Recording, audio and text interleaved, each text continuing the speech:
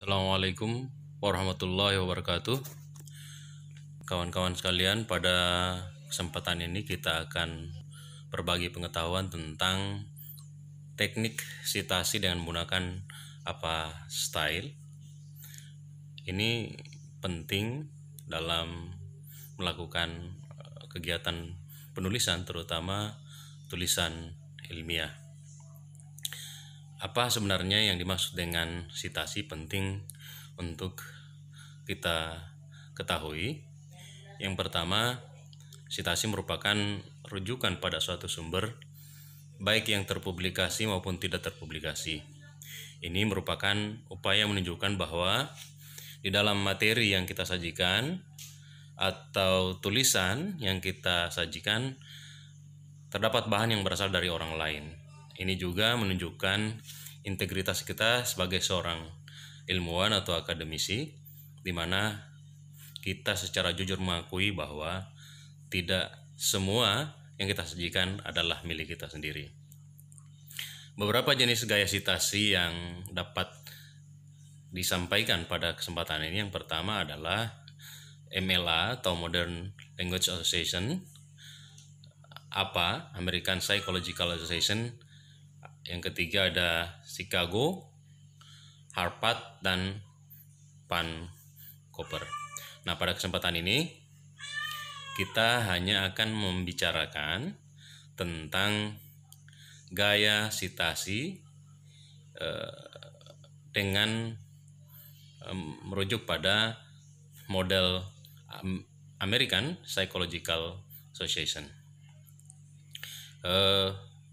Kenapa ini yang kita mau bicarakan pada kesempatan ini? Karena memang apa ini yang digunakan terutama di lingkungan kita di IAIN Kendari.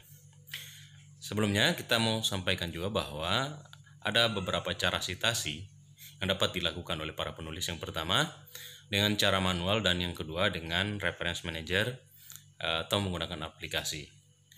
Yang reference manager dapat kita saksikan pada tayangan, ada Mendeley, Zotero, RepWorks, dan lain-lain. Dan manual merupakan bawaan yang ada pada komputer. Nah, pada kesempatan ini kita akan berlatih tentang cara melakukan sitasi secara manual dengan menggunakan style. Pertama, kita persiapkan naskah atau teks artikel yang akan kita tunjukkan rujukannya atau sitasinya dengan menggunakan style.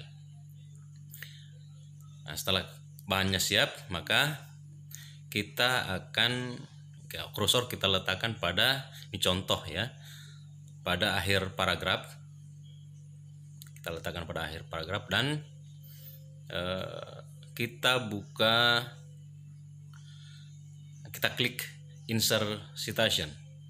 Nah, karena kita menggunakan style, kita pilih apa. Sebenarnya ada beberapa yang tampil di situ, tapi kita akan membahas apa, maka kita tampilkan apa dulu. Betul.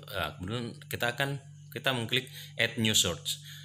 Di tampilan akan kelihatan beberapa sumber. Nah, kebetulan kita akan menggunakan sumber dari artikel sebagai contoh pertama. Maka yang kita lakukan adalah pertama, tuliskan autornya atau penulisnya. Ini contohnya kita tulis Ngalim Purwanto. Selanjutnya kita isi lagi yang kosong di bawah bagian title atau judul.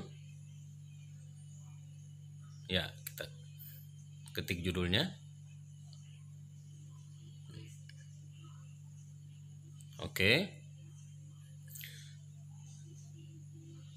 Selanjutnya kita tulis jurnal name atau nama jurnalnya, karena tipe sumbernya atau tipe source-nya dari artikel jurnal. Oke. Selanjutnya kita isi tahunnya, tahun berapa, dan terakhir kita ketik halamannya. Halamannya itu kita perhatikan di jurnal itu halamannya dari halaman berapa sampai halaman berapa, itu kita tulis. Ini contohnya ada di tayangan. Contoh 19 sampai 36. Oke, setelah kita klik OK akan tampil seperti ini.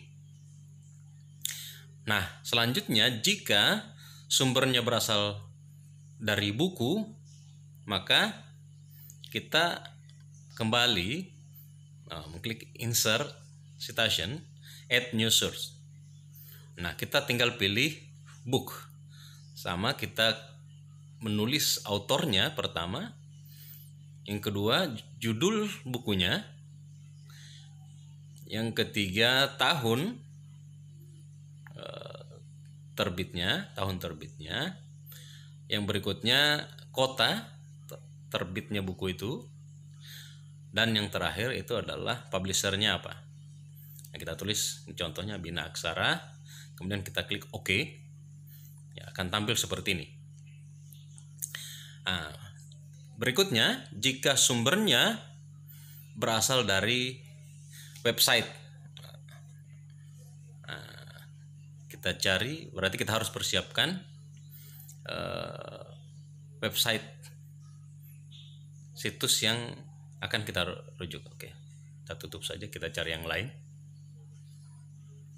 Nah, ini contoh tentang pengambilan keputusan. Kita mencari artikel dari website tentang pengambilan keputusan. Kita akan mencoba. Oke, caranya sama, kita letakkan kursornya pada akhir paragraf.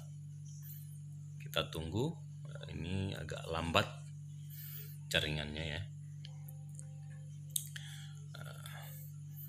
Sambil kita menunggu, penting kami ingatkan bahwa dalam merujuk sebuah sumber penting untuk melakukan parafrase. Oke. Kita pilih. Oke, ini sudah terbuka. Nah, kalau sudah terbuka seperti ini, maka kita cari dulu penulisnya. Oke, siapa? Kita tulis penulisnya siapa. Kemudian nama lamannya. Oke, kita tulis di sini ada Diktio. Diktio. Oke, berikutnya nama websitenya. Juga Diktio ya. Oke, agak keliru, sebentar nanti diperbaiki. Tahun berapa, bulannya berdasarkan website itu, kemudian tanggal berapa.